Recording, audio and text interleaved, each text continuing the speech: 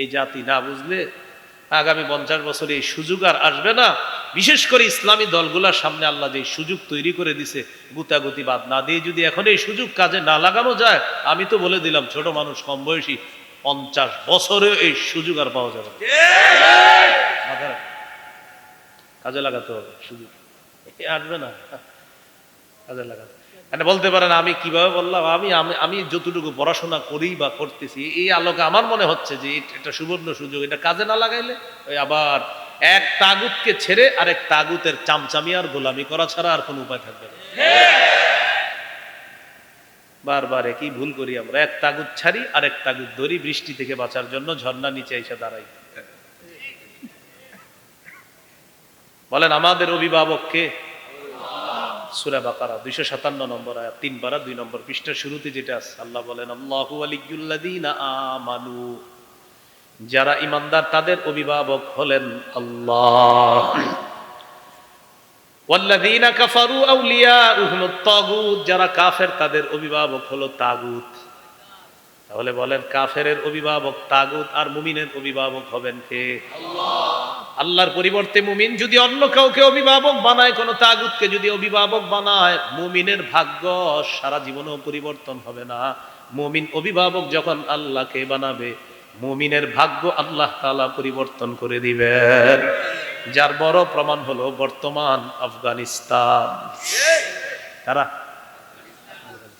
আল্লাহকে অভিভাবক মাইনা ইস্তেকামাতের সাথে লড়াই করছে, চিরশত্রু যারা দুনিয়ারে বুড়া আঙ্গুল দেখায়, আফগানিস্তান তাদেরকে বুড়া আঙ্গুল দেখাচ্ছে।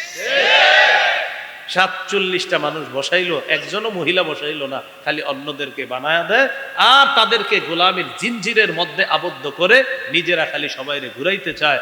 ইসলাম মাইন্ডের মানুষগুলা যদি এখনো না বুঝে, তাহলে কিন্তু এই বুঝার আর সুযোগ আসবে না। বারবার তাগুত ছেড়ে আরেক তাগুত ধরা, এর মতো নির্বুদ্ধিতা, বোকামি, এর মতো এমন আত্মঘাতী সিদ্ধান্ত, এটা কোনো মুসলমানের জীবনে কল্যাণ তো বয়ে আনবে না, বরং তার জীবনে বিপর্যয় আরো কঠিন থেকে কঠিন হবে। মুমিনেরা বুঝতে হবে। আমাদের জাতীয় ইমাম সমাজরাও যেন এই ব্যাপারে কাজ করে। হ্যাঁ, আল্লাহ তৌফিক দান করেন। জাতীয় লেখা আছে, কি লেখা আছে? তাহলে তারা জাতির দায়িত্বশীল। আর বলে না কেন? হ্যাঁ, আমাদের এই জাতীয় যে জাতীয় সমস্যা, জাতীয় ইমাম সমাজ দেখতে হবে। জাতীয় ইমাম সমাজ শুধু বক্তাবলী সমস্যা দেখলে হবে না, জাতির সমস্যা নিয়ে জাতীয় ইমাম সমাজ কাজ করতে হবে। জাতীয় ইমাম সমাজ এই দেশের মুরব্বী আলেমদের কাছে যাইতে হবে, গিয়ে বলতে হবে আপনাদের হাতে পায়ে ধরি, আপনারা একটু সবাই এক হয়ে আমাদের জন্য একটু কাজ করেন। আল্লাহ বুঝার তৌফিক দান করেন। মনে আসেনি কোথায় 50 নম্বর হাদিস, কোন জেহাদ শ্রেষ্ঠ? নবী বললেন মুশরিকদের বিরুদ্ধে জানমাল নিয়ে লড়াই করা শ্রেষ্ঠ জেহাদ। এরপর আল্লাহ রাসূলকে প্রশ্ন করা হলো ফাইয়ুল কতলি আশরাফু ইয়া রাসূলুল্লাহ, হুজুর আপনার কাছে জানতে চাই কোন হত্যাকাণ্ডটা সবচেয়ে মর্যাদাপূর্ণ, কোন শহীদটা সবচেয়ে মর্যাদাপূর্ণ? মুমিনরা জিহাদের ময়দানে শহীদ হয়ে যায়, কোন শাহাদাতটা সবচেয়ে মর্যাদার? নবী বলেন মান উহরিকা দামুহু ওয়া উকিরা জাওয়াদুহু, যে ব্যক্তি যার ঘোড়া সহ শহীদ হয়ে যায়, লোকটাও শহীদ হয়, তার ঘোড়াটাও শহীদ হয়, এই ব্যক্তির শাহাদাত সবচেয়ে মর্যাদাপূর্ণ হয়ে যায়। শহীদ হয় বাহন সহ, এটা শ্রেষ্ঠ মর্যাদাপূর্ণ শাহাদাত। তাহলে নতুন কথায় চলে আসছি, শাহাদাত কিসে?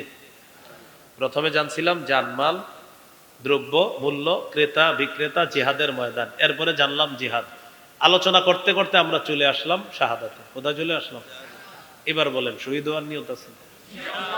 আবার বলছি, ক্রেতাকে ভুলে গেছে, বিক্রেতা মুমিনগণ, দ্রব্য জানমাল, মূল্য জান্নাত, বাজার, জিহাদের ময়দান, এগুলো প্রথম কথা। দ্বিতীয় কথা, জিহাদের ময়দানে জিহাদ করা লাগে, জিহাদের মানসিকতা সবার আছে। 3 নাম্বার কথা চলে আসলাম আমরা, যে জিহাদের ময়দানে শহীদের মর্যাদাও পাওয়া যায়, শাহাদাতের মর্যাদা পাওয়া যায়। আর শহীদের নিয়ত আসেনি সবার?